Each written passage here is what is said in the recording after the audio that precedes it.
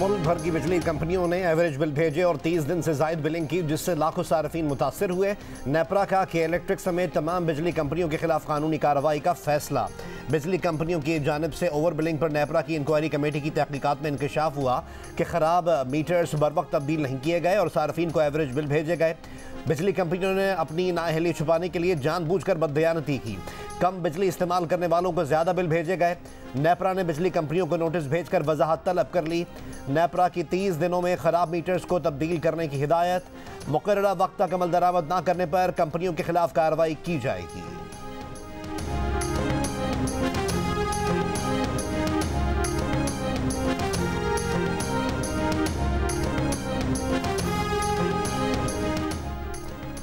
Chairman नैब का शहरियों को हाउसिंग स्कीम्स के फ्रॉड से बचाने के लिए नई पॉलिसी लाने का ऐलान। बिल्डर और ख़रीदार के साथ रेगुलेटर भी पहले दिन से हर ट्रांजैक्शन का हिस्सा होगा। लेफ्टिनेंट जनरल नज़ीर अहमद भट्ट ने कहा कि हाउसिंग स्कीम्स के हर 10 में से 7 क्लाइंट्स फ्रॉड का शिकार हैं। शहरियों को हाउसिंग स्कीमों के फ्रॉड से बचाने के लिए नई पॉलिसी ला रहे हैं। अब बिल्डर और ख़रीदार के दरमियान हर ट्रांजैक्शन 2 तरफ़ा नहीं 3 तरफ़ा होगी। पहले दिन से ही बिल्डर और ख़रीदार के साथ रेगुलेटर भी हर ट्रांजैक्शन का हिस्सा होगा। तमाम ट्रांजैक्शंस बैंकिंग चैनल से होंगी। नैब बिजनेस कम्युनिटी की मुहाफ़िज़ होगी, तंग नहीं करेगी। खौफ व हिरासगी की कैफियत समझें ख़त्म हो गई।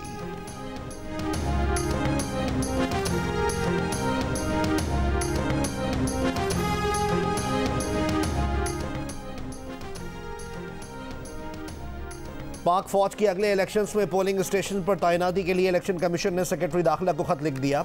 खत में secretary election commission Umar Hamid ने लिखा कि इलेक्शंस के इनेकाद के लिए अहलकारों की कमी का सामना है, इसलिए फ़ौज और सिविल आर्म्ड फोर्सेस स्टैटिक और बतौर क्विक रिस्पॉन्स फोर्स तैनात की जाए। इलेक्शन कमीशन ने कहा कि मुल्क में इस वक्त 2,77,558 अहलकारों की कमी का सामना है। इलेक्शन कमीशन के फैसले के मुताबिक इस कमी को फ़ौज और सिविल आर्म्ड फोर्सेस से पूरा किया जाए। इलेक्शन के लिए फंड्स ना मिलने की शिकायत के बाद वजारत ख़जाना की 1-2 दिन में फ़ंड्स जारी करने की यकीन दहानी। सेक्रेटरी ख़जाना इमदादुल्लाह बोसाल ने इलेक्शन कमीशन हुकाम से मुलाकात के बाद मीडिया से गुफ्तगू में कहा कि फ़ंड्स की फराहमी के लिए इलेक्शन कमीशन का 14 नवंबर और 18 नवंबर को ख़त मौसूल हुआ। फ़ंड्स जारी करने के लिए मुख्तलिफ सतह से मंजूरी ज़रूरी होती है। अगले 2 दिन में इलेक्शन कमीशन के मतलूबा फ़ंड्स जारी कर दिए जाएंगे। इससे पहले इलेक्शन कमीशन ने सेक्रेटरी ख़जाना को तलब करते हुए कहा था कि 8 फरवरी के इलेक्शन के लिए वजारत ख़जाना फ़ंड्स जारी नहीं कर रहा। फौरी तौर पर 17 अरब रुपए दरकार हैं। बजट में इलेक्शन के लिए मुख्तस 42 अरब रुपए में से अब तक 10 अरब रुपए मुहैया किए गए हैं।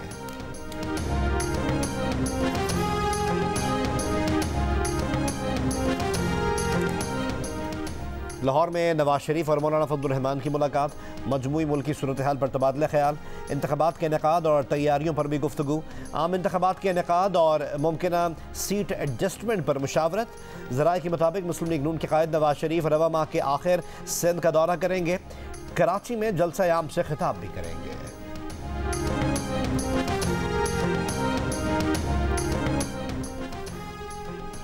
जस्टिस मंसूर अली शाह की सरबराही में जुडिशल कमीशन के रूल्स में तरमीम के लिए कमेटी कायम। कमेटी में 5 हाई कोर्ट्स और तमाम बार काउंसिल से एक नुमाइंदा शामिल होगा। कमेटी 15 जनवरी तक जुडिशल कमीशन रूल्स में तरमीम से मुतालिक अपनी रिपोर्ट पेश करेगी। जुडिशल कमीशन के 2 अरकान जस्टिस एजाजुल एहसन और जस्टिस मुनीब ने कमेटी के क़याम की मुखालफत में वोट दिया। जुडिशल कमीशन ने जस्टिस अकील अहमद अब्बासी की बतौर chief justice Sindh high court नामजदगी की मंजूरी दे दी।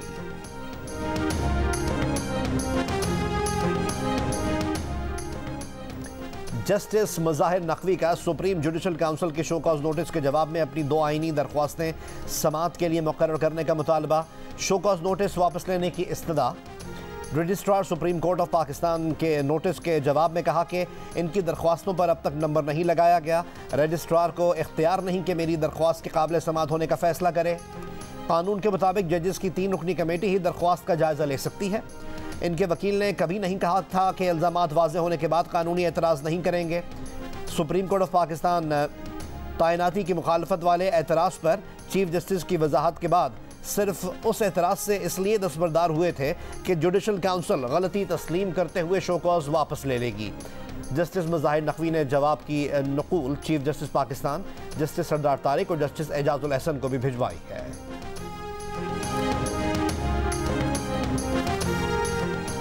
बानी पीटीआई के खिलाफ 190 मिलियन पाउंड स्कैंडल का रेफरेंस ट्रायल के लिए मंजूर। एहतसाब अदालत ने तहरीरी हुक्म जारी कर दिया। अदालत ने शहजाद अकबर, ज़ियाउल मुस्तफ़ा नसीम, जुल्फी बुखारी और फरहत शहजादी समेत 6 मुल्ज़मान के नाकाबिल ज़मानत वारंट गिरफ्तारी जारी कर दिए। बानी पीटीआई को आज अडियाला जेल में कायम एहतसाब अदालत में पेश नहीं किया गया। अदालत का सुपरिटेंडेंट जेल को आइंदा समात पर बानी पीटीआई को पेश करने का हुक्म। रेफरेंस की आइंदा समात 6 दिसंबर को अडियाला जेल में होगी।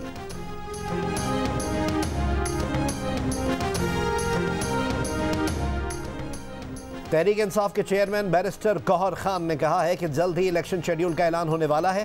पीटीआई इंट्रा पार्टी इंतखाबात से मुतालिक दस्तावेजात इलेक्शन कमीशन में जमा करा दी हैं। तहरीक इंसाफ कोर कमेटी का कौमी इंतखाबात के लिए फंड्स की अदम इजरा पर इजहार तशवीश। निगरां हुकूमत से आम इंतखाबात के इनेकाद के लिए फौरी फंड्स जारी करने का मुतालबा।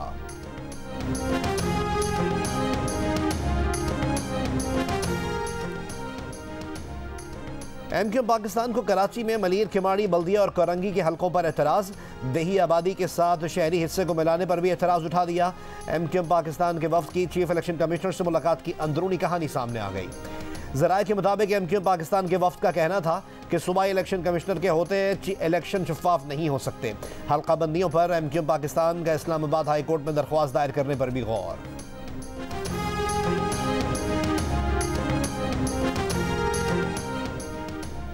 ANP खैबर पख्तूनख्वा का निगरान सूबाई हुकूमत पर जानबदारी का इल्ज़ाम। सेक्रेटरी जनरल मियां इफ्तिखार शिकायत लेकर इलेक्शन कमीशन पहुंच गए। मीडिया से गुफ्तगू में कहा कि हर जिला से ट्रांसफर पोस्टिंग से मुतालिक शिकायत आ रही हैं, जानबदार लोगों की बासपुरस की जाए।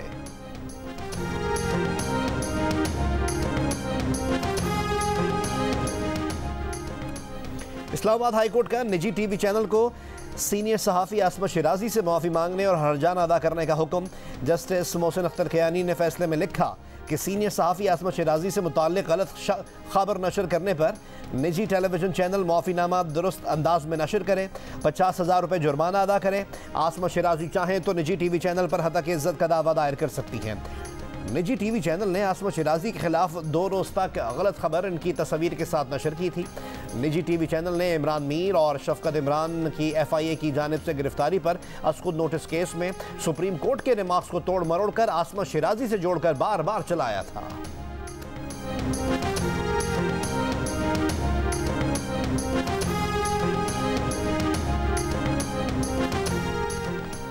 गैस नर्ख में इजाफे के बाद फैक्ट्रियां नहीं चला सकते। गैस कीमतें ओगरा की तजवीज़ से ज़्यादा बढ़ाने पर सिंध और बलूचिस्तान में सनतकारों का एहतजाज। सनतें बंद कर दी। ताजर रहनुमाओं का कहना है कि सिंध और बलूचिस्तान के 11 सनती जोन की अक्सर सनतें आज बंद हैं। लाइन लॉसेज और सर्कुलर डेट के पैसे भी हमसे लिए जा रहे हैं। हड़ताल ख़त्म कराने के लिए वफाकी सेक्रेटरीज और वो लोग राब्ते कर रहे हैं जिनके पास फैसले का इख्तियार नहीं।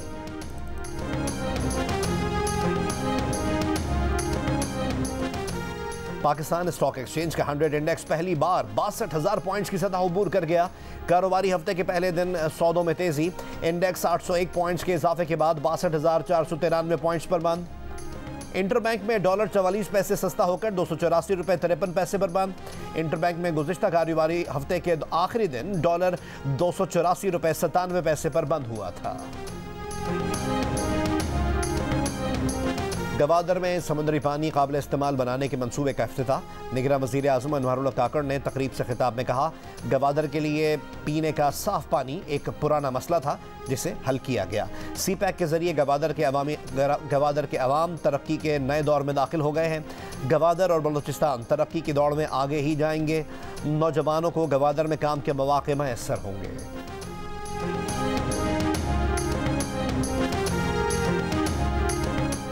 इसराइली फौज ने गजा में हमले तेज कर दिए। हमास के 200 से ज़ायद ठिकानों को निशाना बनाने का दावा। बैतुल्लाहिया, खान यूनुस, जाइया और रफ़ा में सैकड़ों फ़लस्तीनियों की पनाहगाह। अक़वाम मुत्तहिदा के स्कूल, शॉपिंग मॉल और रिहायशी ब्लॉक्स पर भी बम बरसा दिए। गजा सुप्रीम कोर्ट की इमारत भी तबाह कर दी। अस्पताल और एम्बुलेंस को भी निशाना बनाया। मज़ीद सैकड़ों शहादतों का खदशा। 2 रोज़ में 800 से ज़्यादा फ़लस्तीनी शहीद किए जा चुके। हमास के भी जवाबी हमले। इसराइली फ़ौजी ठिकानों, टैंकों को मिसाइलों से निशाना बनाया। 8 इसराइली फ़ौजी ज़ख्मी। इसराइली फ़ौज ने गुज़िश्ता रोज़ 3 फ़ौजियों के मारे जाने की तस्दीक कर दी। ज़मीनी कार्रवाइयों में मारे जाने वाले इसराइली फ़ौजियों की तादाद 77 हो गई। लबनानी सरहद पर झड़प में भी 3 इसराइली फौजी जख्मी। इसराइली टैंकों की खान यूनुस की जानिब पेशकदमी। शिमाली गजा से जनूब की तरफ धकेले जाने वाले बेसर सामान फ़लस्तीनियों को मिस्र के साथ रफा बॉर्डर की तरफ धकेलना शुरू कर दिया। गजा शहर और शिमाली इलाकों में लैंडलाइन, मोबाइल और इंटरनेट सर्विस एक बार फिर बंद कर दी गई।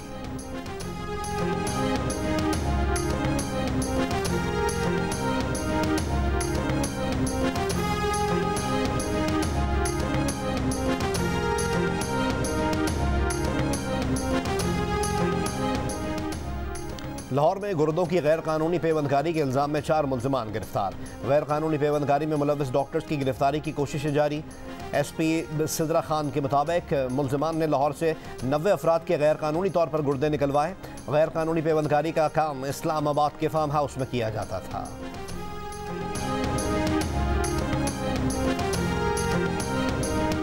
दुनिया के बड़े प्राइवेट हॉस्पिटल्स के ग्रुप में शामिल भारतीय प्राइवेट अस्पतालों का ग्रुप अपोलो हॉस्पिटल्स गुर्दों की गैर कानूनी खरीदो फरोख्त में मुलव्वस है।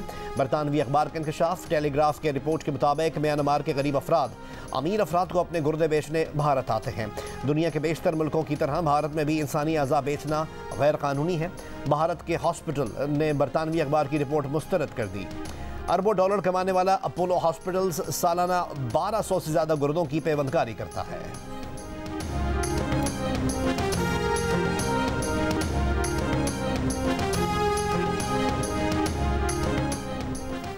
लाहौर में कार की टक्कर से 6 अफराद की मौत के मुकदमे में पुलिस ने मुल्जिम अफनान के वालिद की भी गिरफ्तारी मांग ली। तफ्तीशी अफसर ने अदालत में कहा, शफकत अवान ने गाड़ी की चाबी खुद बेटे को दी। वालिद इन्वेस्टिगेशन में कसूरवार पाया गया। दलाइल सुनने के बाद अदालत ने मुल्जिम शफकत अवान की जमानत में 8 दिसंबर तक तौसीह कर दी। मुद्दई के वकील ने मुल्जिम अफनान के वालिद पर शवाहिद इकट्ठे करने की राह में भी रुकावट डालने का इल्ज़ाम लगा दिया।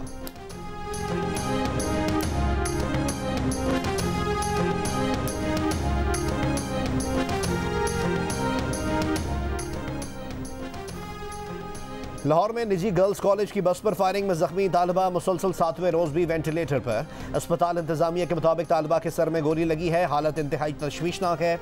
सर्जरी से मुतालिक जायजा लिया जा रहा है।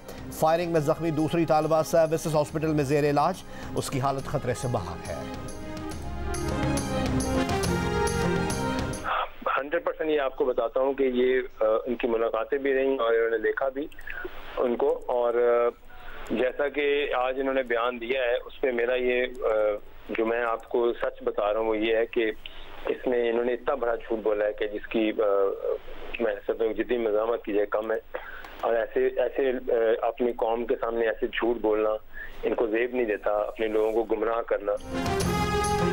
बानी PTI का बुशरा बीबी को निकाह से पहले ना देखने का दावा पर ओम चौधरी का बयान सामने आ गया। कहते हैं बुशरा बीबी को निकाह से पहले ना देखने का दावा इस सदी का सबसे बड़ा झूठ है। खुद बानी PTI को मुलाकात के लिए लेकर जाता रहा। बानी PTI निकाह से पहले बुशरा बीबी से एक बार नहीं दर्जनों बार मिले, देखा भी और घंटों मुलाकात भी करते रहे। बुशरा बीबी कुरान पर हलफ दे दें कि उन्होंने बानी PTI को निकाह से पहले चेहरा नहीं दिखाया।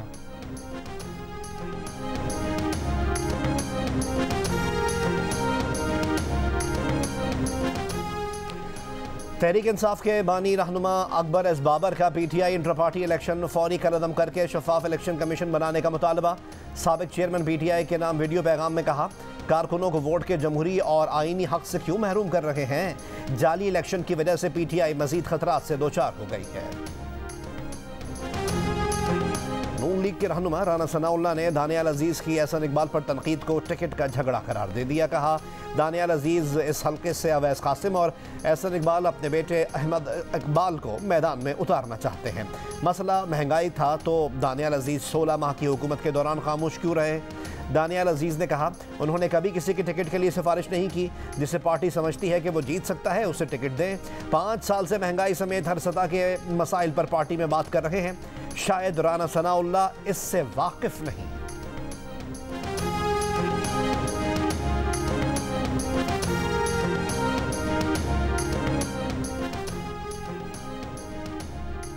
MQM पाकिस्तान ने सिंध की निगरां हुकूमत को पीपल्स पार्टी के मफादात की निगरां करार दे दिया। खालिद मकबूल सिद्दीकी ने कहा, पीपल्स पार्टी के तमाम एतराज़ात कबूल होना और बाकी तमाम जमातों का मुस्तरद होना महज इत्तफाक नहीं, इलेक्शन कमीशन के मेंबर सिंध एजाज अनवर चौहान और पीपल्स पार्टी एक दूसरे के मफादात का तहफ़्फ़ुज़ कर रहे हैं। खालिद मकबूल को जवाब देते हुए पीपल्स पार्टी के सईद गनी ने कहा, पीपल्स पार्टी के कहने पर निगरां हुकूमत में कोई अफसर नहीं लगाया गया। नून लीग MQM पाकिस्तान को इस्तेमाल करना चाहती है। MQM से दरख्वास्त है किसी साजिश का हिस्सा ना बने। ग्रैंड डेमोक्रेटिक अलायंस ने निगरां सेटअप की मौजूदगी में सिंध में शफाफ इंतखाबात पर खदशात का इजहार कर दिया। कराची में GDA रहनुमाओं ने प्रेस कॉन्फ्रेंस में कहा कि इलेक्शन कमीशन सिंध में एक सियासी जमात के मुंशी की तरह काम कर रहा है। लगता है इलेक्शन कमीशन और निगरां हुकूमत माफिया को जितवाने बैठे हैं। मुस्लिम लीग नून का भी इलेक्शन कमिश्नर सिंध पर अदम एतमाद का इजहार, तहफ़्फ़ुज़ात पर अदालत जाने का ऐलान। नून लीग सिंध के सदर बशीर मेमन ने कहा है कि लाड़काना में हल्का बंदी के दौरान फरमाइशी प्रोग्राम हुआ।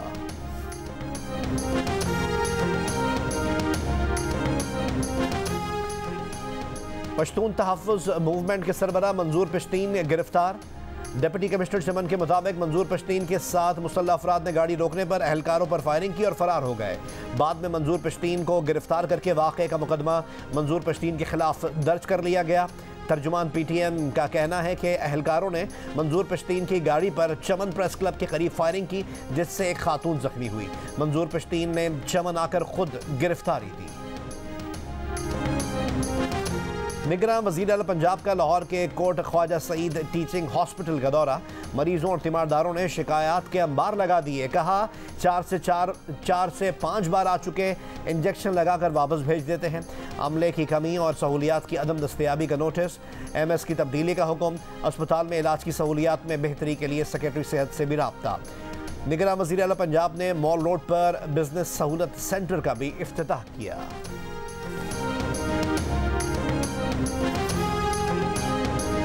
तुरबत में मुबैना CTD मुकाबले में हलाक नौजवान के लवाहिकीन का धरना आज भी जारी।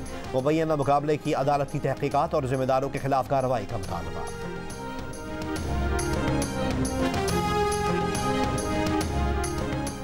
कोयटा में फायर ब्रिगेड्स और कचरा उठाने वाली गाड़ियों को ईंधन की फराहमी बहाल ना हो सकी।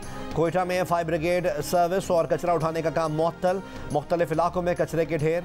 वाजिबात की अदम अदायगी पर पंप्स मालिकान ने हफ्ते से मेट्रोपॉलिटन कॉरपोरेशन को ईंधन की फराहमी बंद कर रखी है।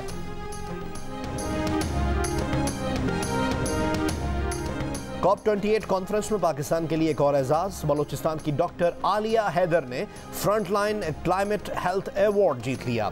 डॉक्टर आलिया ने 2022 में सिंध और बलूचिस्तान और पंजाब के सैलाबजदा इलाकों में फ्री मेडिकल कैंप्स लगाए थे। सैलाब मुतासरीन को मुफ्त तिब्बी सहूलियात फराहम की। अवार्ड इनकी खिदमात के एतराफ़ में दिया गया।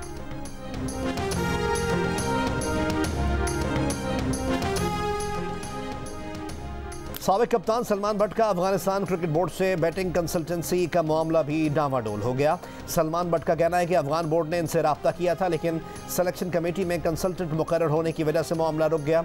अब दोबारा राब्ता भी नहीं हो सका। 2 रोज़ पहले स्पॉट फिक्सिंग केस में सजा याफ्ता सलमान बट को निगरां वज़ीर आज़म की हिदायत और सोशल मीडिया पर दबाव के बायस चीफ सेलेक्टर के कंसल्टेंट के ओहदे से हटा दिया गया था।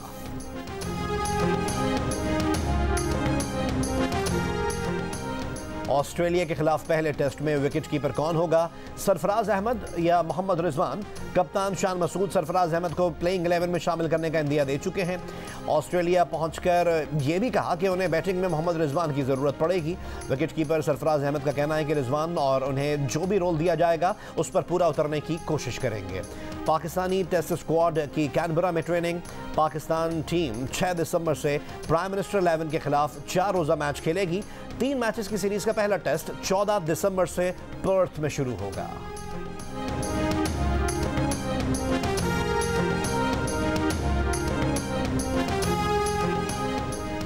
दौरे ऑस्ट्रेलिया से दस्तबरदार होने वाले फास्ट बॉलर हारिस रऊफ समेत पाकिस्तान के 3 खिलाड़ियों को बिग बैश लीग खेलने की इजाज़त मिल गई। PCB ने हारिस और उसामा मीर को 5-5 मैचेस जबकि जमान खान को 4 मैचेस के लिए NOC जारी कर दिया है। BBL के दौरान मेलबर्न स्टार्स ने मेलबर्न स्टेडियम के एक एनक्लोजर में पाकिस्तान में हाउस ऑफ कायम किया है जहां बैठकर शायकीन क्रिकेट मैचेस का लुत्फ उठाएंगे। बिग बैश लीग जुमेरात से शुरू होगी। इंटरनेशनल क्रिकेट में अपनी फास्ट बॉलिंग से धूम मचाने वाले नसीम शाह के दो भाई भी पाकिस्तान की नुमाइंदगी के लिए तैयार। छोटे भाई हुनैन शाह नेशनल T20 कप में धूम मचा रहे हैं, जबकि अंडर 19 में शामिल उबैद शाह कहते हैं कि भाई से बहुत कुछ सीखा है। ख्वाहिश है तीनों भाई इंटरनेशनल क्रिकेट में पाकिस्तान की नुमाइंदगी करें।